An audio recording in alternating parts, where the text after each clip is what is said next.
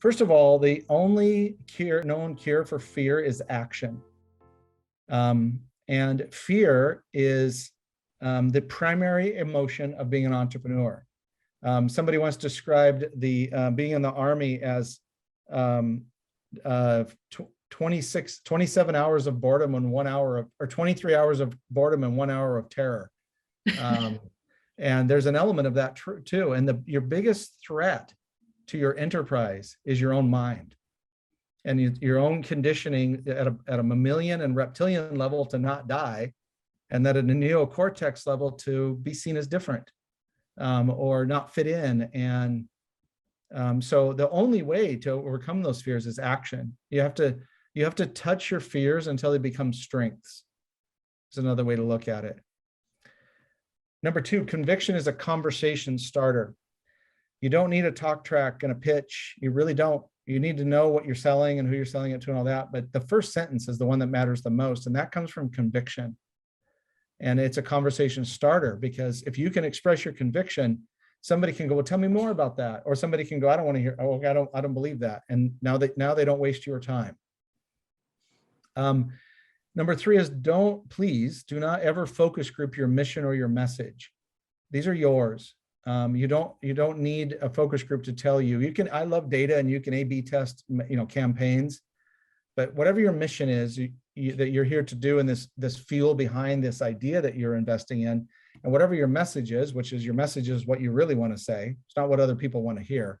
Don't focus group that. Related to that is number four, which is make the world react to you. Nothing gets done in entrepreneurism from a defensive posture.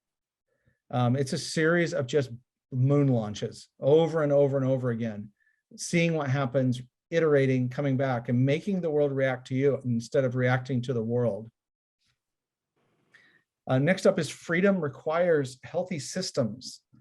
Esther Perel is one of my favorite thinkers, and she talks about the use of roles and rituals in intimate relationships.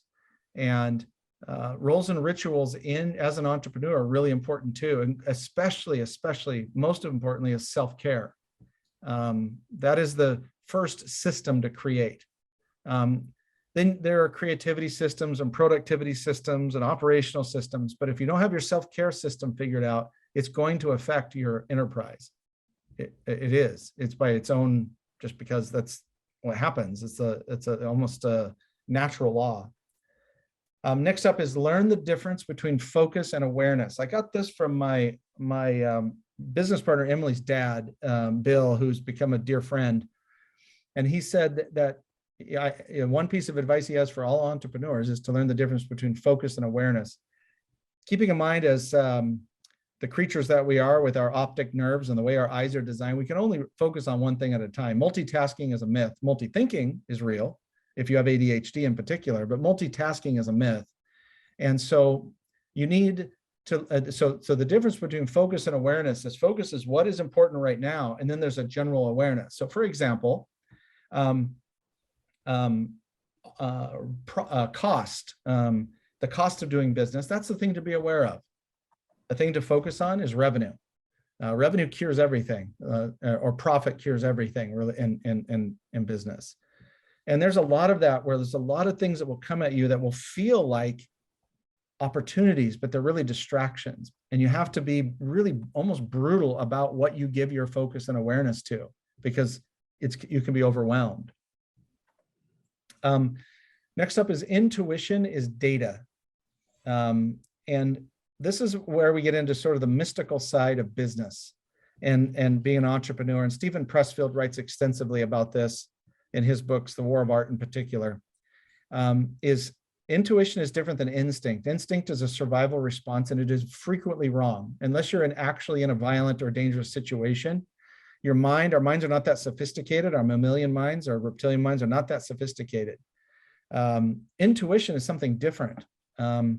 Intuition is a knowing. It's a sense of tapping into some wisdom. It is the fuel for conviction, that conversation starter you want to have. And learning how to listen to it is really essential as an entrepreneur. If you don't listen to intuition, generally what you're doing is making ego-based decisions. I don't mean ego like in the traditional, he's got a big ego. but the ego is the part of the brain that wants to keep us alive. And it does not understand intuition. It does not have intuition. Intuition comes from a different part of us, it seems. Next up is embrace the mystery. And these are very related. We don't know what's going to happen, and that's okay. It is the unknown. If we can learn to love the unknown and to, as the Stoics used to say, memento mori, or morte, remember you will die. Or Pema Chodron, recall the Buddhist monk calls it impermanence. That we don't know what's going to happen. But this is why it's important to always know there's two things that shouldn't be a mystery, which is, who are you? You know, I know who I am and I know what I want. I know why I'm doing this. The rest of it, we don't know what's going to happen. And assumptions about the marketplace and how they're going to respond, the marketplace is a fickle mistress when it comes to business. Two more. Stopping is a strategy. Rest is required is another way to look at that. Stopping is a strategy. Going back to one of the oldest books, the Art of War versus Pressfield's book, War of Art. Sun Tzu talks about this extensively, and it's the strategic retreat. It's the stopping. And a couple of magical things happen with stopping. One is that it helps you be present. And being an entrepreneur is a near constant battle against thinking about the past or worrying about the future. Stopping gets you present. Stopping also produces stillness, so you can listen to your own soul, listen to nature, listen to whatever you believe in, listen to whatever you believe in.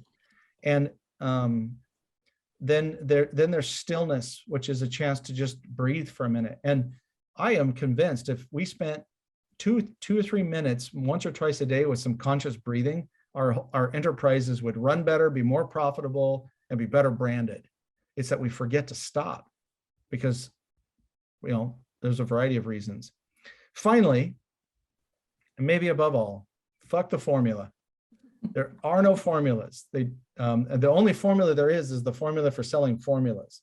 There are methodologies and there are processes, but whenever somebody comes to you and says they have a secret, that's I don't trust anybody that sells a secret.